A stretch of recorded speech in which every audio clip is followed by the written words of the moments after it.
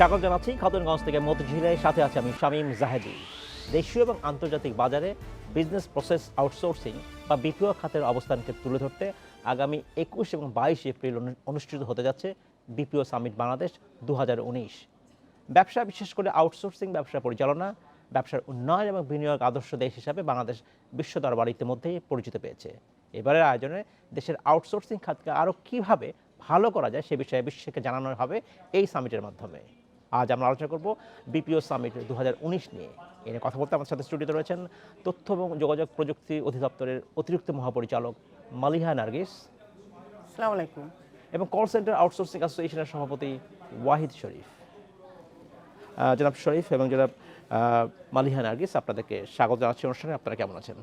আপনাদেরকে শুভেচ্ছা জানাচ্ছি। ধন্যবাদ। আমরা আজকে আলোচনা করতে যাচ্ছি বিপিও সামিট 2019 নিয়ে আলোচনা করতে যাচ্ছি। এবারে সামিটে কি বাড়তি থাকবে যেটা গত কয়েক বছর সামিটে সে পাওয়া যায়নি? এবারের সামিটে আমরা আরেকটু বড় করে আয়োজন করছি এবং আমরা বিশ্বের যে বিপিও যে বাজারটা সেটা ধরার জন্য আমরা বিভিন্ন ধরনের প্রচারণা করছি এবং আমাদের এখানে আন্তর্জাতিকভাবেও 20 জন বক্তা আসছেন, তারা বিভিন্ন সেমিনারে অংশগ্রহণ করবেন এবং এই বিষয়টি, এই বিপিও বাজারটা যে কত সম্ভাবনাময় আমাদের দেশের জন্য সেটা তুলে ধরবেন। রাইট, অনেক ধন্যবাদ। আমি আপনার কাছে ফিরে আসবো। জনাব শরীফ, আপনার কাছে আমি জানতে চাচ্ছি, এবারে যে সম্মেলন হচ্ছে, দুদিনব্যাপী সম্মেলন, এর জন্য কি ধরনের প্রস্তুতি আপনারা ইতিমধ্যে নিয়ে ফেলেছেন এবং যারা দর্শক আসবে বা যারা বিভিন্ন বিজনেস পার্সন যাবেন সেখানে, তার জন্য বাড়তি কী দিচ্ছেন আপনারা? ধন্যবাদ। আমাদের এটা চতুর্থবারের মতো আমরা এই সামিটটি অর্গানাইজ করছি আইসিটি ডিভিশনের সাথে জয়েন্টলি বাক্য এবং আইসিটি ডিভিশন। আমাদের এই সামিটটাতে মোটামুটি 12টার মতো সেশন বা ওয়ার্কশপ হবে এবং ভেরি স্পেসিফিক এরিয়াতে, এবং এখানে আমাদের 20 জন ভেরি টার্গেটেড ফরেন স্পিকার্সকে আমরা আনছি যারা এই সেমিনারগুলোতে অ্যাটেন্ড করবে, অ্যালং উইথ আমাদের দেশীয় যারা প্রযুক্তিবিদ আছেন এবং যারা এক্সপার্টিজ আছেন, যারা বিভিন্ন সেক্টরের business community, government policy makers, education থেকে যারা এক্সপার্ট আছেন, অ্যাকাডেমিয়ানস, তাদেরকে সবাইকে একটা আমব্রেলার আন্ডারে আনার জন্য যে আমাদের এই সেক্টরের যে সম্ভাবনা আছে এবং এই সম্ভাবনাটাকে আমরা যদি তুলে ধরতে পারি বিশ্বের কাছে এবং আমরা যদি দেশের মধ্যেও যদি এই সম্ভাবনাকে কাজে লাগাতে পারি তাহলে আমরা কোথায় যেতে পারবো। তো এই পুরো জিনিসটাকে আসলে আমরা চেষ্টা করেছি যে একটা আমব্রেলার আন্ডারে বা একটা ছাদের নিচে যদি আমরা সবাই মিলে বসে ফেস টু ফেস ডিসকাশনগুলো করতে পারি এবং সেটাকে একাডেমিয়ারও সুবিধা হবে, তারা বুঝবে যে ইন্ডাস্ট্রি কী রিকোয়ারমেন্ট আছে, বিজনেসেরও সুবিধা হবে যে তারা বুঝতে পারবে যে তারা যদি আউটসোর্সিংয়ের মাধ্যমে তাদের নন কোর আইটেমগুলো যদি তারা করাতে পারে তাহলে তাদের এফিসিয়েন্সি বাড়বে এবং তাদের বিজনেস কেস এবং তাদের বটম লাইন ইনক্রিজ হবে, এবং ফরেন গেস্ট যারা আসবে they can be a spoke person. আচ্ছা আচ্ছা, একটা বিষয় আমি জানতে চাচ্ছি যে ঠিক কী কী বিষয়ে আসলে আউটসোর্সিংয়ের সম্ভাবনা বেশি রয়েছে বাংলাদেশের ছেলেমেয়েদের জন্য? যেমন কল সেন্টার সম্বন্ধে একসময় বলা হতো যে কল সেন্টারের একটু সম্ভাবনা কম, কারণ আসলে ইংরেজি দক্ষতা আমাদের সেই অর্থে নাই। কোন কোন ক্ষেত্রে বাংলাদেশের ছেলেমেয়েদের জন্য সম্ভাবনা রয়েছে আউটসোর্সিংয়ের ক্ষেত্রে?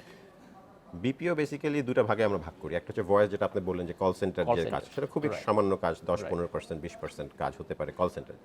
বাকি 80% কাজ হচ্ছে আপনার ব্যাক অফিস, যেটা আসল বিপিও, বিজনেস প্রসেস আউটসোর্সিং যেটা আমরা বলে থাকি, নন ভয়েস। সেটার মধ্যে আপনার অনেক ধরনের কাজ হতে পারে, পেরোল প্রসেসিং হতে পারে, ডেটা এন্ট্রি হতে পারে, আপনার ডিজিটাল মার্কেটিং হতে পারে, আপনার অ্যাকাউন্টিং প্রসেসিং হতে পারে, আপনার এইচআর প্রসেসিং হতে পারে, আউটসোর্সিং হতে পারে। সো এই খাতটা আসলে বিশাল খাত। প্রত্যেকটা ব্যবসার কিছু কিছু জায়গা আছে তারা সেটাকে আউটসোর্সিং এর মাধ্যমে কাজটা করাই নিতে পারে, করতে চায় এবং করাই নিতে পারে। তো আমরা যদি ওই জায়গাগুলোকে আইডেন্টিফাই করতে পারি এবং সেই জায়গাগুলোতে আমরা ফোকাস করতে পারি এবং ব্যবসা প্রতিষ্ঠানদেরকে আমরা বোঝাতে পারি যে তোমরা যদি এই জায়গাগুলোকে এইভাবে করতে পারো তাহলে তোমাদের নিজেদের ব্যবসার জন্য সুবিধা এবং আমাদের ইন্ডাস্ট্রিতেও আমরা এই কাজগুলো করতে পারবো। মালিহা নার্গিস, আপনার কাছে জানতে চাচ্ছি যে ঠিক এই মুহূর্তে বছরে বলা হচ্ছে যে বিপিও খাত থেকে প্রায় $300 মিলিয়ন ইনকাম হচ্ছে বাংলাদেশে বছরে। এটাকে আপনাদের লক্ষ্য হচ্ছে আসলে $1 বিলিয়নে নিয়ে $1 বিলিয়ন। সেই ক্ষেত্রে সরকারের দিক থেকে আসলে নিশ্চয়ই কোনো প্রণোদনা লাগবে এই সেক্টরের জন্য। সরকার কি করছে সেখানে? সরকার, আমাদের যেটা মেইন প্রবলেম সেটা হলো হিউম্যান রিসোর্স, দক্ষ জনশক্তি গড়ে তোলা। আমাদের জনবল অনেক আছে, কিন্তু তাদেরকে দক্ষ হিসেবে যদি আমরা গড়ে না তুলি তাহলে তো তারা বিশ্ববাজারে কম্পিট করতে। এই দক্ষতা বাড়ার জন্য কি করছেন আপনারা? আমরা প্রশিক্ষণের ব্যবস্থা করেছি বিভিন্ন ধরনের, যেমন IT service provider, call centre, freelancer, এইসব এর জন্য আমরা প্রশিক্ষণের ব্যবস্থা করেছি। এর মধ্যে আপনারা শুনে থাকবেন আমরা একটা প্রজেক্ট নিয়েছি শি পাওয়ার, সেখানে 10,500 নারীকে উদ্যোক্তা হিসেবে গড়ে তোলা হচ্ছে। এটা ঠিক 10 মাসের ট্রেনিংও আছে, ইন্টার্নশিপ, মানে বিভিন্ন কোম্পানিতেও তারা কাজ করতে পারবে এই 10 মাসের মধ্যে। তাহলে তাদের একটা দক্ষতা অর্জন হবে। তারা এই 10 মাস এখানে প্রশিক্ষণ এবং ইন্টার্নশিপ করার পরে যে কোনো কোম্পানিতেও চাকরি করতে পারবে, আবার নিজেরাও উদ্যোক্তা হিসাবে কাজ করতে পারবে। জনাব শরীফ, এছাড়াও আমাদের বিভিন্ন প্রশিক্ষণ আছে, যেমন হাইটেক পার্কের মাধ্যমে আমরা প্রায় 2021 সন পর্যন্ত, যেটা আমাদের ভিশন, মাননীয় প্রধানমন্ত্রী রূপকল্প ভিশন বাস্তবায়নের জন্য আমরা প্রায় 5 লক্ষ লোককে ট্রেনিং দেব। জনাব শরীফ, আপনার কাছে আমি একটা বিষয় জানতে চাচ্ছি, এই যে প্রশিক্ষণের প্রয়োজন হচ্ছে, তাহলে কি আমি এই কথা বলতে পারি যে যেসব ছেলে মেয়ে ইউনিভার্সিটি থেকে পাশ করে বের হচ্ছে তারা শিখছে না যেটা আপনার দরকার? অ্যাবসলিউটলি। তাহলে এই জায়গাটাকে সরকার নজর দেবে কিনা? হ্যাঁ, আমি আসবো তার আগে আপনার কাছে শুনতে চাই আসলে। অ্যাবসলিউটলি, আপনি একদম রাইট পয়েন্টে হিট করেছেন যে এই যে প্রশিক্ষণগুলো দেওয়া হচ্ছে সেই প্রশিক্ষণগুলো কিন্তু টাইম গ্যাপ, এই গ্যাপটা মিট আপ করার জন্য, গ্যাপটা ফুলফিল করার জন্য। গ্যাপটা কেন হচ্ছে? বিকজ আমাদের একাডেমিক নলেজ বা একাডেমিক যে কারিকুলাম বা ট্র্যাডিশনাল এডুকেশন সিস্টেম যেটা, সেটা হচ্ছে আমাদের ইন্ডাস্ট্রির সাথে ম্যাচ করছে না, এবং তারা যাদের যে এডুকেশনগুলো বা কারিকুলামগুলো ইউজ করছে, they are backdated curriculum, not up to speed. তো এই যে স্টুডেন্টরা বা যারা বেরোচ্ছে ইউনিভার্সিটি কলেজ লেভেল থেকে বেরোচ্ছে, তারা যখন আমাদের ইন্ডাস্ট্রিতে আসছে, তাদের বিভিন্ন রকমের স্কিল সেট, যেটা আপা বললেন যে দক্ষ জনশক্তি। সো দক্ষতার ডেফিনেশন হচ্ছে যে এক একটা ইন্ডাস্ট্রির জন্য এক এক ধরনের দক্ষতার প্রয়োজন, কিন্তু কিছু বেসিক জিনিস আছে যেটা সব ইন্ডাস্ট্রিরই দরকার। সফট স্কিল যেটা আমরা বলে থাকি, সফট স্কিল, কমিউনিকেশন স্কিল যেটা বলে থাকি। এখন যেটা আমরা দেখছি যে তাদের সেই সফট স্কিলটারও বিশাল একটা গ্যাপ, তাদের মধ্যে ডিসিপ্লিন নাই, তারা একটা অ্যাপ্লিকেশন লিখতে পারে না, তারা বাংলায়, ইংলিশ কেন, বাংলাতেও প্রপারলি কথা বলতে পারে না, শুদ্ধ বাংলা বলতে পারে না, শুদ্ধ বাংলা লিখতে পারে না। তো this are common basic thing যে অল ইন্ডাস্ট্রি নিডস ইট। তো এই জায়গাগুলো আসলে আমাদেরকে অ্যাড্রেস করতে হবে, এবং এটা যদি আমরা যত তাড়াতাড়ি অ্যাড্রেস করব, এটা আমাদের ইন্ডাস্ট্রির জন্য দরকার, এবং আমরা তাহলে ওয়ার্ল্ডের সাথে কম্পিট করতে পারবো। এই সফট স্কিল কি সরকার উন্নতি করবার জন্য কি ব্যবস্থা নিচ্ছে?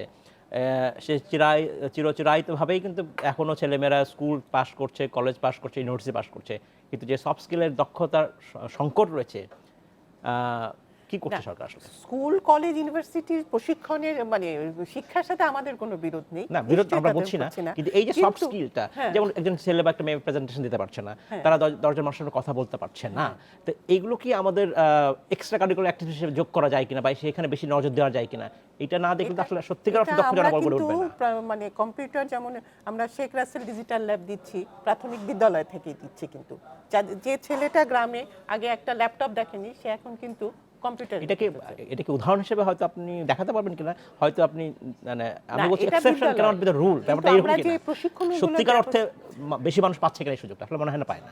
না, পাবে না কেন? এখন আমরা কিন্তু অনলাইনে সব কাজ শুরু করেছি, এবং বিভিন্ন জায়গা থেকে আমরা অ্যাপ্লিকেশন নিচ্ছি, এবং তাদের কাছে যেটা দরকার বিপিও খাতের জন্য, একটা হলো যে দক্ষ কম্পিউটারে দক্ষ হতে হবে, তারপরে উনি তো বললেনই বাংলায় অন্তত সুন্দরভাবে কথা বলতে হবে, আর ইংরেজি জানলে তো আরো ভালো স্কিল হলো, আন্তর্জাতিকভাবেই করতে পারলো। ক্লাস 1 থেকে ক্লাস 10 পর্যন্ত, ক্লাস 12 পর্যন্ত ইংরেজি পড়ার পরে যদি ইংরেজি না শেখে, তাহলে আসলে কিভাবে হবে? আমাদের শিক্ষার গলদ রয়েছে, বড় একটা ইংরেজি শেখে না তা না, কিন্তু এটা যে বলতে পারা, একটু যদি লিখতে কি পারে, শুদ্ধভাবে লিখতে পারে, সেটাও তো সমস্যা রয়েছে। সেটাও সমস্যা। আমি একটা অ্যাড করতে চাই এটার সাথে, যে আপনি যেটা বললেন, আপাও একটা টাচ করেছে, যে এই জিনিসটা কিন্তু আমাদের ট্রেনিং দিয়ে হবে না। ট্রেনিং দিয়ে আপনি স্কিলটা বাড়াতে পারবেন না। এটা আমাদের নজর দিতে হবে প্রাইমারি স্কুল থেকে, যখন বাচ্চা স্কুলে ঢুকছে সেইখানে আমাদের নজর দিতে হবে, গোড়াতে কোর প্রাইমারি সেকেন্ডারি স্কুলে আসতে হবে। এবং নট অনলি স্টুডেন্ট, আমাদের কারিকুলাম, টিচার্স, আমাদের টিচার্সের ক্যাপাসিটি, টিচার্সদের শেখানোর পদ্ধতিটা কি, তারা কি এখনো সে আগের পদ্ধতিতে শিখছে, নাকি ওয়ার্ল্ড হ্যাজ চেঞ্জড। সো এই জায়গাটা মানে আমাদের গুণগত মানের দিকে নজর দিতে হবে, পরিমাণ নয়। কত মানুষ জিপিএ 5 পেল সেটা দেখা না, কারা কত ভালো শিখছে সেটা দেখতে হবে। মাল্টিমিডিয়া ক্লাস কিন্তু প্রতিটি স্কুলে আমরা দিচ্ছি। আচ্ছা আচ্ছা। তো এই ক্লাসের মাধ্যমে তারা কিন্তু অনেক কিছু আমি দেখেছি, আমি বিভিন্ন জায়গায় পরিদর্শন করেছি, দেখেছি শিখছে। মানুষের কিন্তু একটা গতানুগতিক ক্লাসের চাইতে মাল্টিমিডিয়া ক্লাসের দিকে কিন্তু বাচ্চাদের আগ্রহ বেশি। আর একটা কথা হলো, আমরাও আপনিও ইউনিভার্সিটি লেভেলেই যদি আমরা কিছু কাজ করতে পারতাম পার্টনারশিপে, কি Internship-এ। হ্যাঁ ইন্টার্নশিপে, অথবা খণ্ডকালীন জি। আমরা অনেক সময় পাই। রাইট। তাহলে সেই সময়ের মধ্যে যদি কাজ করতে পারতাম, একজন কিন্তু তাহলে শিখে যেতে পারে যে কিভাবে একটা রিপোর্ট তৈরি হতে পারে, কিভাবে অ্যাপ্লিকেশন করতে হয়, কিভাবে কমিউনিকেশন স্কিলটা, কিভাবে একজন আরেকজনের সাথে কমিউনিকেশন। অনেক ধন্যবাদ। আমি আপনার কাছে ফিরে আসবো। জনাব শরীফ, আপনার কাছে একটা বিষয় জানতে চাচ্ছি। যখন আমরা বলছি বিপিওতে প্রচুর কাজের সুযোগ রয়েছে, মূলত বিদেশি কাজ বাংলাদেশের মানুষ এখানে বসে কাজগুলো করতে পারে। জি। আমরা যখন বলছি যে সামনে কিন্তু ফোর্থ ইন্ডাস্ট্রিয়াল রেভলিউশন শুরু হচ্ছে, এখন ট্রেডিশনাল যে কাজগুলো করা হচ্ছে, আমি যদি অনুবাদের কথা বলি, যে অনুবাদ মানুষ করছেন বা একটা ওয়েব পেজ ডেভেলপ করছেন, এগুলো যখন ভবিষ্যতে এআই টেকনোলজি চলে যাবে তখন কি হবে, বা সেই উপযোগী দক্ষতা কি তৈরি করার কথা আপনারা চিন্তা করছেন? হ্যাঁ, ঘুরে ফিরে কিন্তু আবার ওই দক্ষতার কথাই চলে আসছে যে ডেফিনেটলি ফোর্থ ইন্ডাস্ট্রিয়াল রেভলিউশন নিয়ে আমরা কথা বলছি এবং আমাদের এটা নিয়ে আরও কথা বলা দরকার। কারণ আমরা এখন ট্র্যাডিশনাল ওয়েতে যে কাজগুলো করছি, এটা কিন্তু নেক্সট 5-7 ইয়ার্স পরে কিন্তু সেই ট্র্যাডিশনাল জবগুলো থাকবে না। It will be taken over by machine. হ্যাঁ, অ্যান্ড এই মেশিনটাকে চালানোর জন্য যে লোকবল দরকার এবং যে দক্ষতা দরকার, সেই দক্ষতাকে আমাদের ছেলেদের মেয়েদের মধ্যে আমরা এখন থেকে সেটা ঢুকাতে পারছি কিনা, সেই জায়গাটা আমাদের নজর দিতে হবে। না হলে কিন্তু we will lose this market, যেটা কিন্তু এখন আপনি ইন্টারন্যাশনাল মার্কেট দেখেন, ইন্ডিয়া দেখেন, ফিলিপিন দেখেন, অলরেডি তারা কিন্তু কাজ শুরু করেছে। এবং আমাদের আস্তে আস্তে কিন্তু নলেজ বেসড কাজে যেতে হবে। এই টিপিক্যাল ডেটা এন্ট্রি এই প্রসেসে থাকলে হবে না। সেটাই। মালিহা তানগিস, আপনার কাছে ছোট্ট একটা বিষয় জানতে চাচ্ছি যে ইকোসিস্টেমের কথা বলছিলাম, যে এত উন্নতির পিছনে যদি আমরা উন্নতি করতে হয়, তার একটি স্ট্রাকচার লাগবে, ব্যাকবোন লাগবে, ইনফ্রাস্ট্রাকচার লাগবে। সেইটার অবস্থা কি? সরকার কি সেই জায়গাটায় কতখানি কাজ করছে? বিপিও সেন্টারের কথা বলা হচ্ছে। হ্যাঁ, ইকো সেন্টার, আমরা স্ট্রাকচার করছি, ইনফ্রাস্ট্রাকচার করছি। যেমন আমরা 28টি কিন্তু মানে এই দেশের বিভিন্ন স্থানে 28টি হাইটেক পার্ক করছি। আচ্ছা। যেখানে আপনার এই বিপিওর জন্য একটা সেন্টার, একটা স্পেস থাকা ছাড়াও অন্যান্য আইসিটি বিষয়েও স্পেস আছে, এবং বিভিন্ন আন্তর্জাতিক কোম্পানিগুলোও কিন্তু আমাদের কাছ থেকে স্পেস নিচ্ছে এবং তারা কাজ করছে। এবং এতে আমাদের সেখানে নিশ্চয়ই নিরবিচ্ছিন্ন বিদ্যুৎ, নিরবিচ্ছিন্ন ইন্টারনেট সেবা থাকবে।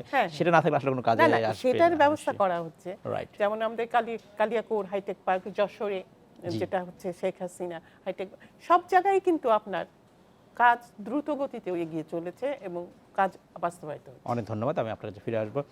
জনাব শরীফ, আপনার কাছে আরেকটা বিষয় আমি জানতে চাচ্ছি, সেটা হচ্ছে যে আমরা বিপিওর কথা বলছি, কিন্তু এটা পুরোটাই আসলে বিদেশি মার্কেট নির্ভর। অর্থাৎ আমরা বলছি যে বিদেশ থেকে কাজ করছে, কিন্তু দেশীয় কোম্পানি বা দেশীয় মার্কেট কি আপনাদের জন্য উন্মুক্ত হয়েছে, বা তারা কি আগ্রহ দেখাচ্ছেন আউটসোর্সিং করবার ক্ষেত্রে? হ্যাঁ, দেশীয় মার্কেটটা আসলে বিশাল মার্কেট আমাদের বাংলাদেশে, যদি কনসেপ্ট ডোমেস্টিক মার্কেট যেটা আমরা বলে থাকি, যে ডোমেস্টিক মার্কেটের যে খাতগুলো, প্রত্যেকটা খাতেই কিন্তু আউটসোর্সিং হতে পারে। এখন পর্যন্ত আমরা যেটুকু দেখেছি যে অনলি মাল্টি ন্যাশনাল কোম্পানিজ বা টেলিকম কোম্পানিগুলো কিন্তু তারা আউটসোর্সিং করেছে লাস্ট 7-8 ইয়ার্সে। যে সাকসেস স্টোরিজগুলো আমাদের আছে সব কিন্তু মাল্টি ন্যাশনাল অথবা টেলিকম সেন্ট্রিক, যেগুলো আসলে মাল্টি ন্যাশনাল, সেগুলো মোটামুটি মাল্টি ন্যাশনালের মধ্যে পড়ে আর কি। কারণ আমরা যদি দেশি খাত দেখি, হ্যাঁ, গভর্নমেন্ট কিছু সার্ভিসেস আউটসোর্সিং করেছে, যেমন আপনার 333 সার্ভিস গভর্নমেন্ট ইনফো, সেটা আউটসোর্সিং মাধ্যমে হয়েছে। তারপরে আপনার ভ্যাট অনলাইন প্রজেক্টের যে 999 এর সার্ভিসটা এসেছে। তো গভর্নমেন্ট কিন্তু এগিয়ে আসছেন তাদের সিটিজেন্সের সার্ভিসগুলোকে আউটসোর্সিং এর মাধ্যমে প্রাইভেট সেক্টরের সাথে একসাথে যাতে বেটার সার্ভিস দেওয়া যায়। তো এটাকে কন্টিনিউশন রাখতে হবে এবং এটাকে আরও কীভাবে এফিশিয়েন্টলি করা যায় এবং আরও কীভাবে অন্য মিনিস্ট্রি বা গভর্নমেন্টের অন্যান্য জায়গাগুলোতে কীভাবে, নট অনলি ঢাকা সেন্ট্রিক। ব্যাংকের ব্যাক অফিসের কথা বলছিলেন, সেইটা কি দেশীয় ব্যাংকগুলো আপনাদের সেই সুযোগটা দিচ্ছে আপনাদেরকে? এখন পর্যন্ত না। কিছু ব্যাংক যারা খুব ফার্স্ট ইয়ার ব্যাংকগুলো বলে থাকি, তারা এগিয়ে আসছে। বাট অ্যাজ এ ব্যাংকিং বা ফাইন্যান্সিয়াল সেক্টর ইন্ডাস্ট্রি যদি আমি বলে থাকি, তারা এখনো এই আউটসোর্সিংয়ের দিকে অতটা নজর দিচ্ছে না, যেটা আসলে আমাদের one of the focus area আমাদের এই সামিটে, যেটা 3-4টা আমাদের সেশন আছে এবং আমরা সব ব্যাংকারদেরকে আনছি, পলিসি মেকারদেরকে আনছি। বিকজ কেন তারা দিচ্ছে না? বাংলাদেশ ব্যাংক থেকে গাইডলাইন আছে, আউটসোর্সিংয়ের গাইডলাইন করা হয়েছে, কিন্তু তারপরেও কেন তারা দ্বিধাদ্বন্দ্ব ভোগ করছে যে আউটসোর্সিং করার জন্য? তো আমাদের এই সেক্টরটাকে যদি আমরা ওপেন করতে পারি, তাহলে আমাদের এক্সপেকটেশন যে এখান থেকে অলমোস্ট 15 থেকে 20 হাজার লোকের কর্মসংস্থান হবে আউটসোর্সিং খাতে, বিপিও কোম্পানিগুলো কাজ করবে। একটা প্রশ্ন করি, যে পেমেন্টের কথা প্রায় বলা হতো, যে বিশেষ করে বাংলাদেশের সব কোম্পানি বিদেশে কাজ করে, তাদের টাকা পাবার ক্ষেত্রে, পেমেন্ট রিসিভ করবার ক্ষেত্রে একটা বড় সমস্যা ছিল, বিশেষ করে ইন্ডিভিজুয়াল ব্যক্তির ক্ষেত্রে ছিল এটা। সেই সমাধান কি কিছুটা হয়েছে, কিছুটা হলো? হ্যাঁ, আমার মনে হয় ডেফিনেটলি হয়েছে। আপনারা জানেন যে এখন এখানে অনেকগুলো সার্ভিসেস কাজ করছে, যেমন পেপ্যালের জুম সার্ভিস কাজ করছে, যেটা দিয়ে কিন্তু মূল পেপ্যাল নয়, কিন্তু না, জুম পেপ্যাল না, জুম অ্যাকচুয়ালি পেপ্যাল ওয়ালেট হিসেবে কাজ করা, সেটা না। এখন যেটা হচ্ছে সেটা ইনকামিং হচ্ছে টাকাটা, হ্যাঁ, পেমেন্টটা তারা আনতে পারছে, যেটা আগে একটা সমস্যা ছিল আনতে পারছিল না, এখন তারা আনতে পারছে। হ্যাঁ, পাঠাতে পারছে না হয়তো, আবার আউটবাউন্ড ওয়ালেটটা এখনো চালু করে নাই পেপ্যাল, বাট কাজ চলছে। জি। বাট সেটা থ্রু দিয়ে, সোনালী ব্যাংকের থ্রু দিয়ে তারা এখন বাংলাদেশের যে কোনো প্রান্তে তারা কোনো মানে একদম সার্ভিস চার্জ ছাড়াই আমি বলবো যে তারা কিন্তু ফ্রিল্যান্সাররা টাকা আনতে পারছে। এবং নট অনলি খালি পেপার জুম, এখানে আরও অন্যান্য ধরনের পেওনিয়র আছে, আর অন্যান্য সার্ভিসেস আছে, তারা কিন্তু সেই সার্ভিসেসগুলো অ্যাভেল করতে পারছে। সরকারকে এই জায়গায় যথেষ্ট সহায়তা করছে হ্যাঁ, কিনা এখানে মানুষকে? আমরা তো এই যে পেপলের যেটা জমি সেটা তো সরকার থেকেই আনা হয়েছে এবং আমরা এটাকে আরো সহজীকরণ করতে চাচ্ছি। জি। এবং এখন কিন্তু সবাই টাকা পাচ্ছে, আগে যেমন হয়তো 2/3 তার চলে যেত, রাইট, এখন সেটা হচ্ছে না। অনেক ধন্যবাদ মালিহা নার্গিস আপনাকে। জনাব শরীফ, আপনাকে অসংখ্য ধন্যবাদ। আজকে আমাদের শেষ করতে হচ্ছে, ভবিষ্যতে নিশ্চয়ই আমরা আবারও কথা বলবো আপনার সাথে। ধন্যবাদ। আপনাকেও ধন্যবাদ। এই ছিল আজকের মতো খাতুনগঞ্জ থেকে মতিঝিল, আমাদের সাথেই থাকবেন, দেখা হবে আবার।